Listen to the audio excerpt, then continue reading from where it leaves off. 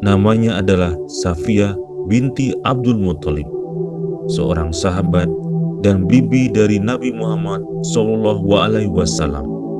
Beliau adalah ibu dari Zubair bin Al-Awam, sahabat Nabi yang sering menjadi panglima perang dan terkenal sebagai saudagar yang kaya raya.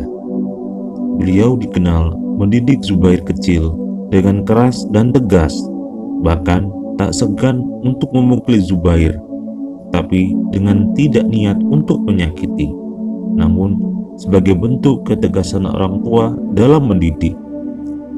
Safiyah mendidik Zubair dengan penuh kedisiplinan dan ketegasan.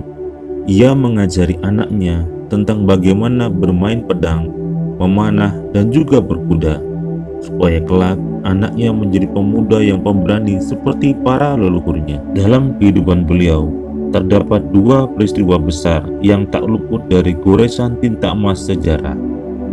Yang pertama tentang ketegaran dan kesabarannya pada perang Uhud, dan yang kedua adalah keberanian dan kepahlawanannya pada perang Khandaq.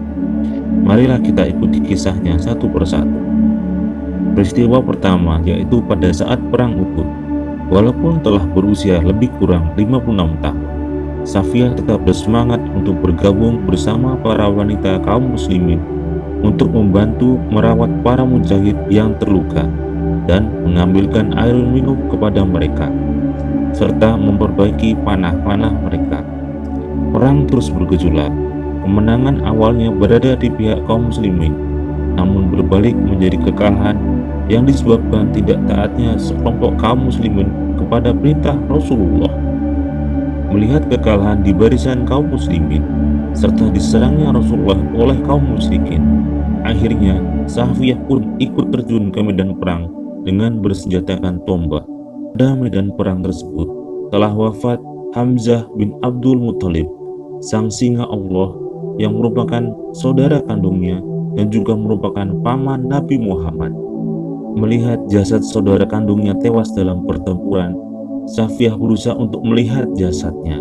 Namun Rasulullah melarangnya melalui anaknya Zubair agar menghentikan langkah dari Safiyah karena kondisi perang belum aman. Namun Safiyah tetap berusaha ingin melihat jasad dari saudaranya. Ketika melihat kondisi jasad dari saudaranya tewas dengan mengenaskan, Safiyah tetap tegar dan berdoa yang terbaik untuk saudaranya. Peristiwa kedua yang bersejarah bagi Safiyah adalah ketika terjadinya perang Khandaq. Setiap kali Rasulullah pergi berperang, selalu meninggalkan para wanita, orang tua, dan anak-anak di tempat yang aman. Dan pada saat perang Khandaq, mereka semua dititipkan di benteng Hasan bin Sabit yang bangunannya terletak di tempat yang tinggi dan berpagar kuat.